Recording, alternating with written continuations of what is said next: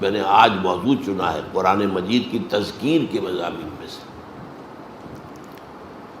پاکستان کا ذکر قرآن میں. یہ بات بہت سے لوگوں کو عجیب لگے گی. پاکستان کا ذکر قرآن میں آج سے 1400 برس پہلے. اس کے ضمن میں پہلے تو آیت سن لیجئے، آیت نمبر 10 ہے یہ سورہ انبیاء کی. لقد انزلنا الیکم کتابا فیہ ذکرکم افلا تعقلون. دیکھو ہم نے تمہاری طرف ایک کتاب نازل کر دی ہے جس میں تمہارا ذکر ہے تاکہ تم عقل سے کام لو. اب یہاں اس آیت میں ذکر کے دونوں معنی ہو سکتے ہیں. ذکر ہمارے حالات کا بیان یا ذکر نصیحت، تمہارے حصے کی نصیحت. لیکن ایک عظیم حدیث میں آ کر بات جو ہے وہ طے ہو جاتی ہے. طویل حدیث ہے، عظمت قرآن کے موضوع پر حضور کا کہ وہ حدیث بلکہ خطبہ کہنا چاہیے، اہم ترین. راوی کون ہے؟ حضرت علی رضی اللہ تعالی عنہ. فرماتے ہیں کہ حضور نے فرمایا صلی اللہ علیہ وسلم انہا ستکون فتنۃ، ان قریب ایک بہت بڑا فتنہ رونما ہوگا. اس پر حضرت علی فرماتے ہیں میں نے عرض کیا مل مخرج منہا یا رسول اللہ، اے اللہ کے رسول اس سے نکلنے کا راستہ کون سا ہوگا؟ بہت غور طلب بات ہے یہ، میں اس کی طرف اشارہ کیے بغیر گزر نہیں سکتا آگے. دیکھیے ہم ہوتے تو پوچھتے یہ فتنہ کب آئے گا، کیوں آئے گا، کدھر سے آئے گا، کیسے آئے گا، کیا شکل ہوگی اس کی، یہ سوالات پوچھتے ہیں. لیکن یہ تمام چیزیں معلوماتی ہیں، ان کا عملی کو فائدہ نہیں. ان ساری باتوں کا جواب مل جائے تبھی معلومات میں اضافہ ہو گیا. عمل کیا ہے، اس سے بچاؤ کا راستہ کون سا ہوگا، یہ ہے سوال. یہ ہے فرق صحابہ کرام میں اور ہمارے مابین. حضرت علی نے پوچھا، یہ نہیں کہا یہ کب آئے گا، کیوں آئے گا، کدھر سے آئے گا، کیسے آئے گا، کیا صورت ہوگی. مل مخرج منہا یا رسول اللہ. اس پر آپ کا جواب ہے، بہت طویل حدیث ہے یہ. میں صرف ابتدائی چند جملے اور آخری چند جملے سناؤں گا. کتاب اللہ، فتنوں سے بچاؤ کا راستہ اللہ کی کتاب ہے. فیہ ذکر ما بعدکم وخبر ما قبلکم وحکم ما بینکم. اس میں تم سے پہلوں کا بھی ذکر ہے، تمہارے بعد کے حالات بھی ہیں. یہ آگے نہیں آگے بعد کے حالات بھی، اور تمہارے مابین جو بھی کوئی اختلافات کبھی ہوں گے ان کا حکم اور ان کا حل موجود ہے. پھر طویل حدیث ہے، طویل حدیث ہے، بڑے پیارے پیارے جملے ہیں. لا تنقضی عجائبہ ولا یخلق عن کثرت رد. لیکن میں آخری جملے سنا رہا ہوں صرف. من قال بہ صدقہ، جو شخص اس قرآن کی بنیاد میں کوئی بات کہے گا وہ سچ کہا اس نے. ومن حکم بہ عدل، اور جو اس قرآن کے ذریعے فیصلہ کرے گا اس نے عدل کیا. ومن عمل بہ اجر، اور جس نے اس پر عمل کیا اس کو اجر مل کر رہے گا. اور آخری ٹکڑا اہم ترین ہے، میرے لیے بہت بڑی بشارت ہے، بہت بڑی بشارت ہے. اور بھی جو میرے ساتھی اس تعلیم و تعلم قرآن میں لگ گئے ہیں ان کے لیے بڑی بشارت ہے. وَمَن دعا إِلَيْهِ فَقَدْ هُدِيَ إِلَىٰ صِرَاطٍ مُسْتَقِيمٍ. جو اس قرآن کی طرف بلائے گا لوگوں کو اس کی ہدایت ہو گئی سیدھے راستے کی طرف. یعنی کسی اور کی ہدایت ہو نہ ہو، کسی کو فائدہ ہو نہ ہو. ابو جہل کو فائدہ نہیں ہوا، ابو لہب کو فائدہ نہیں ہوا، اس سے کوئی حرف حضور پر تو نہیں آتا صلی اللہ علیہ وسلم.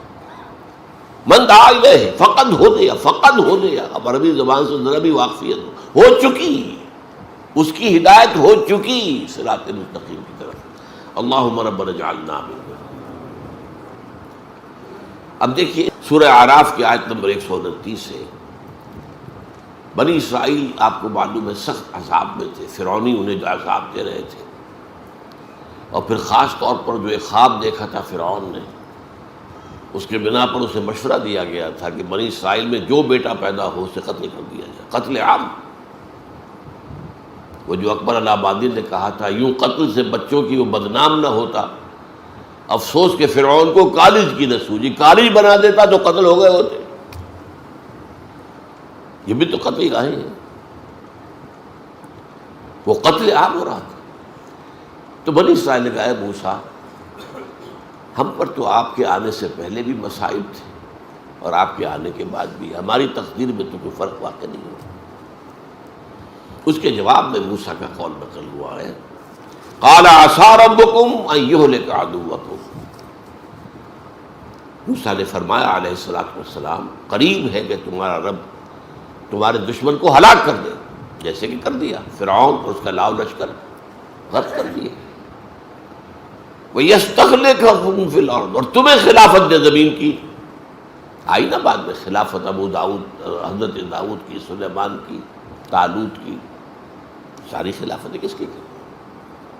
فَيَنْظُرَ كَيْفَ تَعْمَلُونَ، پھر وہ دیکھے گا تم کیا کرتے ہو۔ یہ فَيَنْظُرَ كَيْفَ تَعْمَلُونَ بہت اہم ہے۔ ہمیں بھی اللہ نے ہندو کے غلبے سے بچایا، ہمیں ایک آزاد ملک دیا، پھر دیکھیں گے تم کرتے کیا، تم اپنے وعدوں میں سچے نکلتے ہو یا جھوٹے، فریبی اور مکار نکلتے ہو یا وعدہ پورا کرنے والے نکلتے ہو۔ یہ گویا کہ ایک امتحان اللہ کی طرف سے۔ ہم 60 برس سے زیادہ ہو گئے، 62 برس اس امتحان میں مبتلا ہیں، اور ہر روز جو طلوع ہو رہا ہے ہماری ناکامی اس امتحان میں زیادہ سے زیادہ نمایاں ہو رہی ہے۔ We have failed utterly۔ یا ایھا الذین آمنوا استجیبوا للہ وللرسول لما دعاکم لما یحییکم اذا دعاکم لما یحییکم۔ اہل ایمان لبیک کہو اللہ اور اس کے رسول کی پکار پر، جبکہ وہ تمہیں پکارے اس چیز کی طرف جس سے وہ تمہیں زندہ کر دے گا۔ اب دیکھیے یہ مسئلہ آ گیا جو میں نے موضوع رکھا تھا آج کے لیے، یہاں اس کا ایک اس کی مثال آ گئی، لما یحییکم۔ تو کیا پہلے مردہ تھے وہ اہل ایمان؟ کیا کفار مکے کے مردہ تھے؟ زندہ تو تھے، چلتے پھرتے تھے، روحیں مر گئی تھی، ان کا یہ جسمانی وجود قبر بن گیا تھا جس میں روح جو ہے دفن ہے۔ یہ چلتے پھرتے مقبرے یا چلتے پھرتے تعزیے، چلتے پھرتے تعزیے۔ اہل ایمان لبیک کہو اللہ اور اس کے رسول کی پکار پر، جبکہ رسول تمہیں پکارے کس بات کی طرف؟ جو تمہیں حیات روحانی عطا کرے گی۔ حیات جسمانی تو ہے، حیوان تو تم ہو۔ لہم قلوب لا یفقہون بہا ولہم اعین لا یبصرون بہا ولہم آذان لا یسمعون بہا اولئک کالانعام بل ہم اضل۔ یہ چوپایوں کے مانند ہیں، ان سے بھی گئے ہوئے۔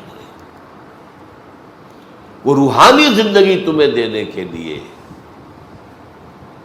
اللہ تعالیٰ نے یہ کتاب اتاری ہے، تمہارے لیے جہاد کا راستہ کھولا ہے، تمہیں اپنی خدمت کا موقع دیا ہے۔